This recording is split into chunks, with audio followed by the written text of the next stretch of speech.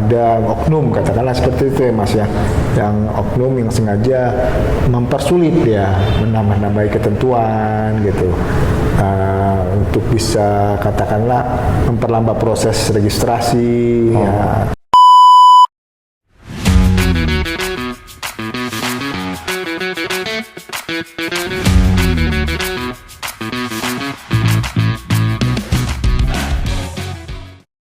Jadi semisal gini lah Pak, saya nih dari pihak eksternal, Ya.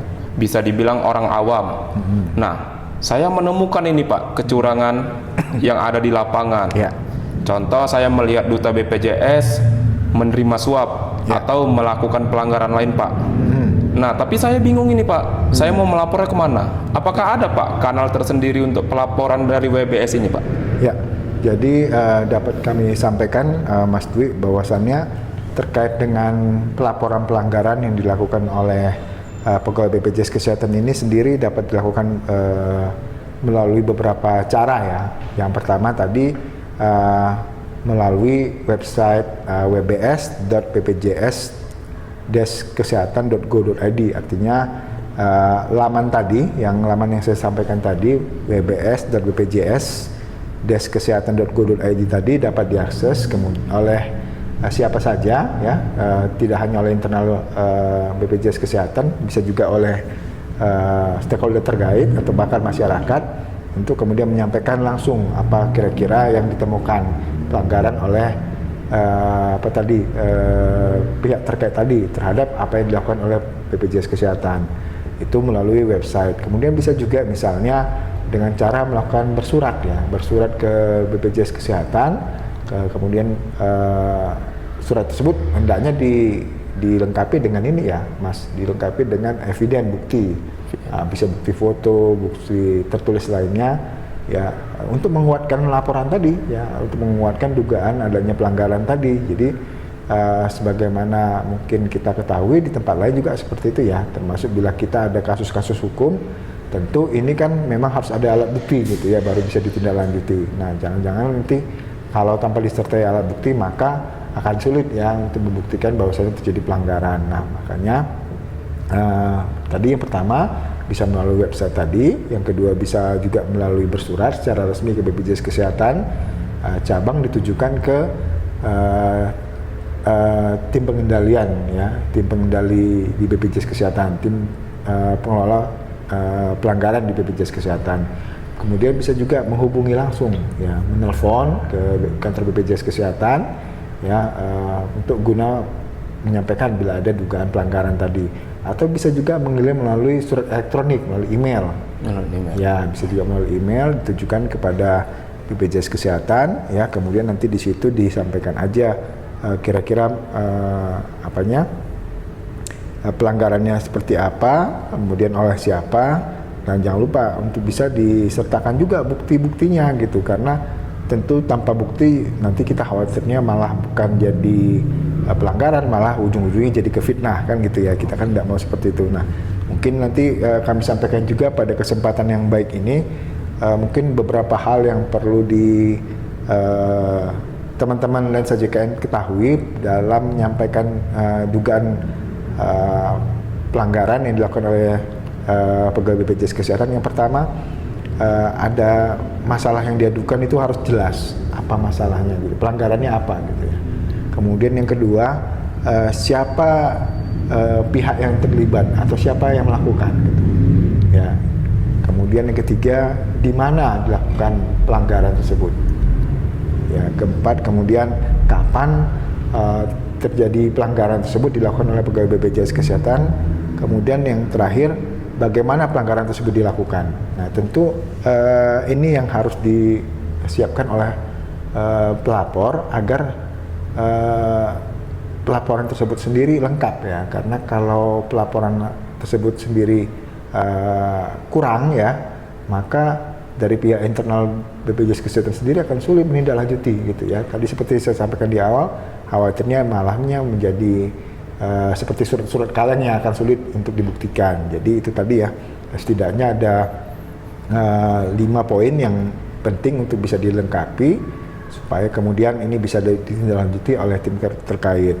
Kemudian jangan khawatir juga kami sampaikan kepada sobat Lensa JKN ya, artinya sekiranya teman-teman khawatir ya identitasnya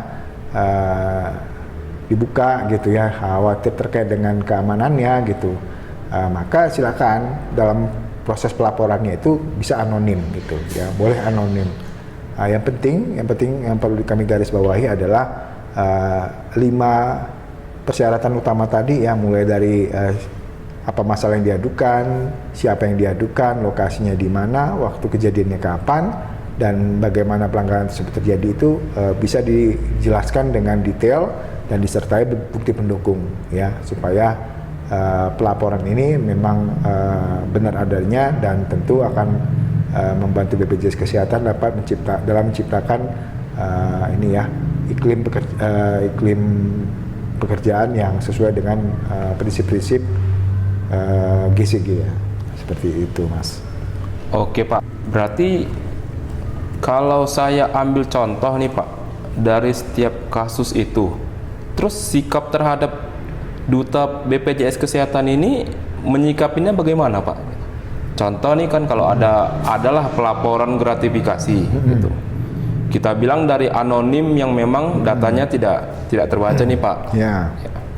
Nah, ditujukan ke satu Duta BPJS, lalu cara dia menyikapinya itu gimana Pak? Contoh, apakah ada, kita bilang lah ya, pembelaan tersendiri dari dirinya kah, atau emang perlu validasi dari pihak terkait?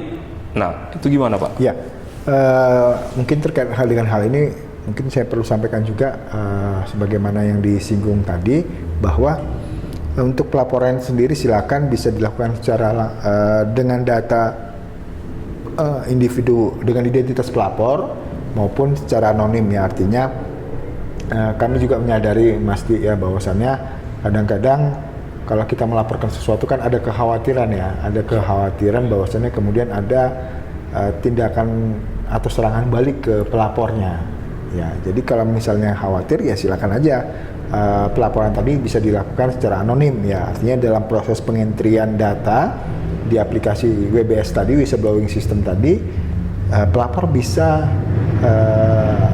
tidak menginput data pribadinya ya. Tapi yang penting di situ sekali lagi kami sampaikan adalah unsur-unsur yang 5 tadi ini harus dipenuhi ya. Misalnya siapa yang melakukan pelanggaran, apa jenis pelanggaran, dan seterusnya, ini harus dipenuhi. Nah, kemudian nantinya akan ditindaklanjuti oleh yang terkait ya, seperti yang saya sampaikan tadi, apa dulu jenis pelanggarannya ini. Kalau misalnya pelanggarannya ini terkait dengan kode etik, tentu yang akan menindaklanjutinya adalah komite etika. Nah, kalau misalnya pelanggarannya terkait dengan pelanggaran hukum, maka yang menindaklanjuti adalah bagian hukum. Nah, jadi seperti itu Mas. Jadi intinya untuk setiap pelanggaran itu ada bagian-bagian khusus yang menindaklanjuti. Jadi supaya lebih jelas spesifik arahnya. Nah, nanti kemudian tentu terhadap terlapor ya, yang di oknum BPJS Kesehatan yang dilaporkan ini, tentu kan pihak terkait yang menindaklanjuti akan melihat berdasarkan eviden. Makanya sekali lagi eviden itu perlu dilampirkan selengkap-lengkapnya ya, supaya lebih memudahkan kepada tim yang menindaklanjuti untuk dapat menyelesaikan pelanggaran tersebut. Nah, memang ya tentu dalam sebagaimana untuk penindaklanjuti hal-hal yang terkait dengan pelanggaran di instansi manapun kan ada yang namanya pembuktian ya. Bahkan diberikan kesempatan juga kepada terlapor untuk menyampaikan sanggahan sekiranya hal yang diadukan menurut terlapor tidak benar. Tapi kembali lagi, sepanjang memang buktinya cukup kuat, tentu oknum yang memang dilaporkan itu tidak akan bisa mengelak. Tapi kembali lagi Mas ya, jadi intinya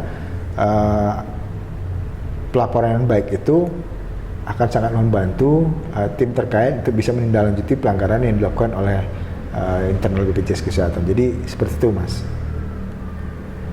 Jadi memang semuanya udah terstruktur Pak ya? Ya, benar. Sudah memang jelas kita melapornya kemana, nanti tindak lanjutnya kemana, terkait duta BPJS yang memang terlapor akan ditindaklanjut berdasarkan eviden, Pak. Benar. Nah,